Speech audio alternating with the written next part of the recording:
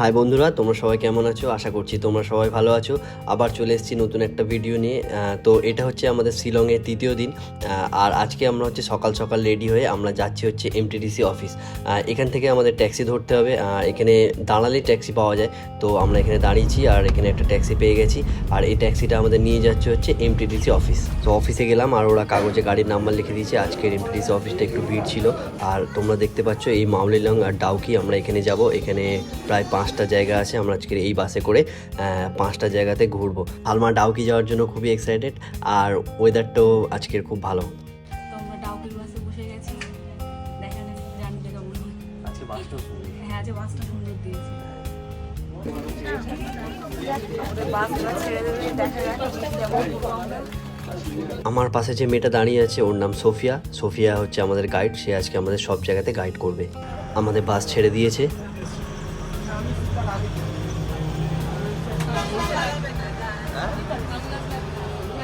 যেহেতু আজকে সোমবার, তো এখানে রাস্তাঘাটে অনেক ট্রাফিক আছে আর আমাদের বাসটা অনেকক্ষণ আটকে আছে। আমরা জানি না এখন আমরা বার হতে পারবো কখন। তো ফাইনালি আমরা এখান থেকে বার হতে পেরেছি। আর এটা তোমরা যে দেখতে পাচ্ছ, এখানে একটা খুব সুন্দর চা বাগান আছে। আর চা বাগানটা দেখতে খুবই সুন্দর লাগছে।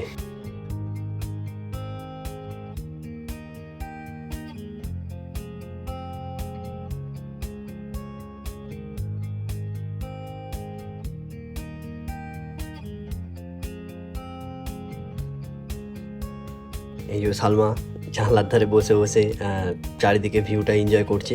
আর সত্যি পাহাড়ের রাস্তা মানে চারিদিকটা দেখতে এত সুন্দর লাগে যে তোমাদের কি বলবো। তোমরা দেখতেই পাচ্ছ যে রাস্তাটা কত সুন্দর।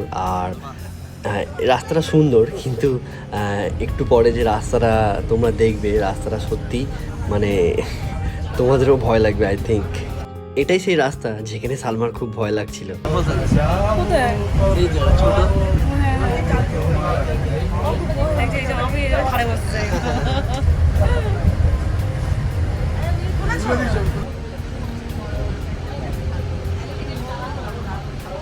তোমরা দেখতেই পাচ্ছ এই বড় বাসটা একদম পাহাড়ের ধার দিয়ে যাচ্ছে। সালমার খুব ভয় লাগছিল, কিন্তু আমার ভয় লাগেনি, কারণ আমি মাউন্টেন ডিউ খেয়েছিলাম।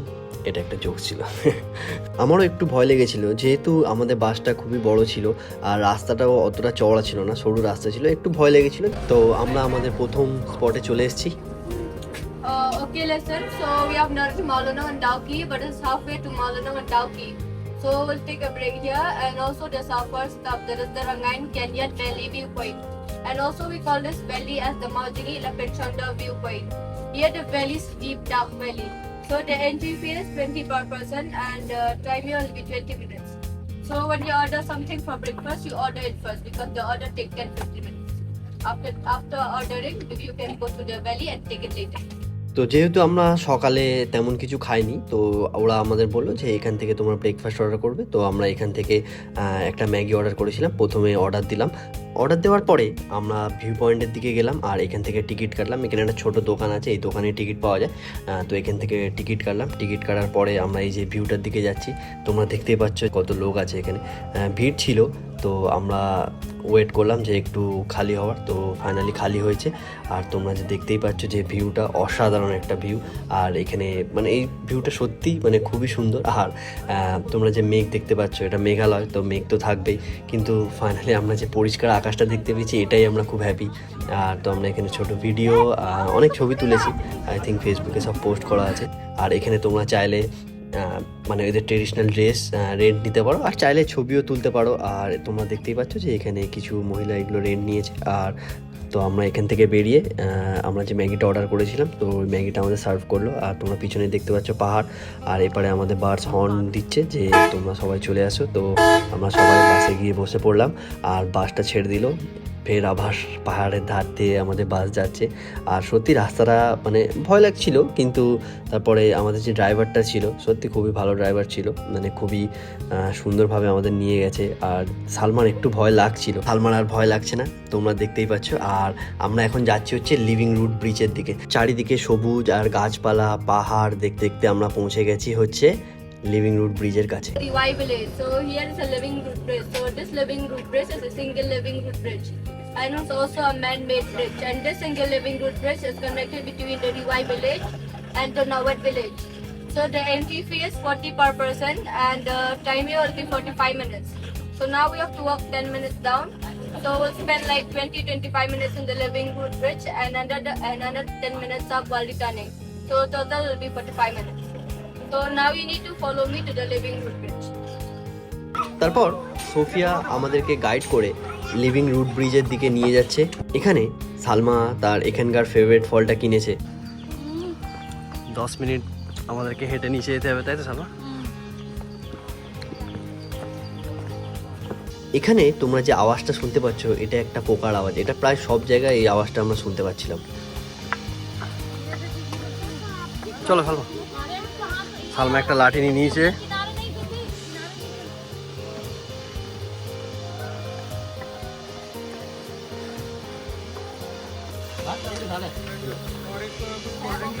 চলো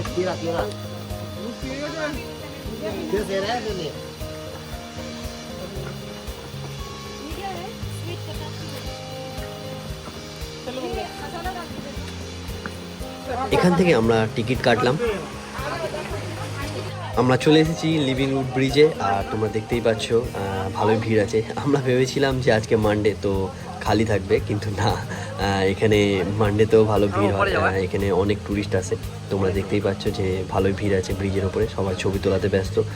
আর তো আমরা কি করলাম যে এখান থেকে হেঁটে তোমরা চাইলে দুধারে নামতে পারবে, কারণ এখন অতটা জল নেই। এটা হচ্ছে লিভিং রুট ব্রিজ, ম্যানমেড। এখানে সালমার একটা খুব সুন্দর ছবি তুলে দিলাম আর একটা ছোট ভিডিও করলাম। আর এরপরে হচ্ছে আমি চারিদিকটা তোমাদেরকে দেখানোর একটু চেষ্টা করব। তো এখানে কিছু ক্লিপ আছে, সেই ক্লিপগুলো তোমরা দেখো।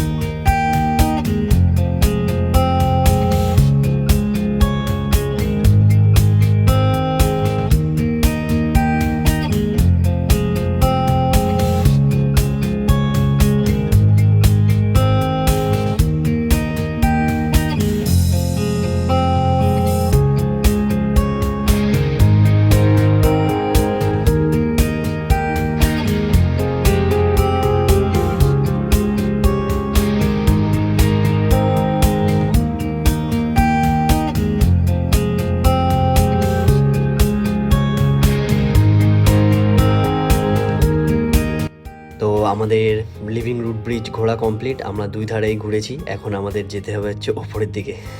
ওপরের দিকে হাঁটতে হবে। এখনই মানে সালমার এই লাঠিটা বেশি কাজে লাগবে। হ্যাঁ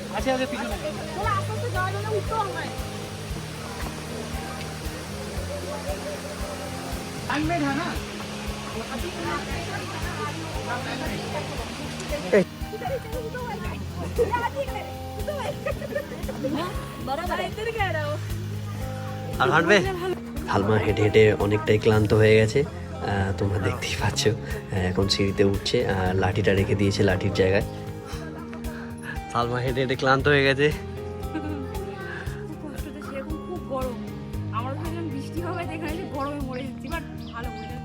খুব সুন্দর, ঠিক। খুবই ক্লান্ত, আর হাঁটতে পারছে না, খুব রোদ্দুর। তারপর আমরা বাসের দিকে যাচ্ছি, আর আমরা আরও জায়গায় ঘুরবো। সেই ক্লিপগুলো আমি নেক্সট ভিডিওতে তোমাদের সঙ্গে শেয়ার করব, কারণ ভিডিওটা অনেকটা লম্বা হয়ে যাচ্ছে। তো আবার দেখা হবে পরের ভিডিওতে।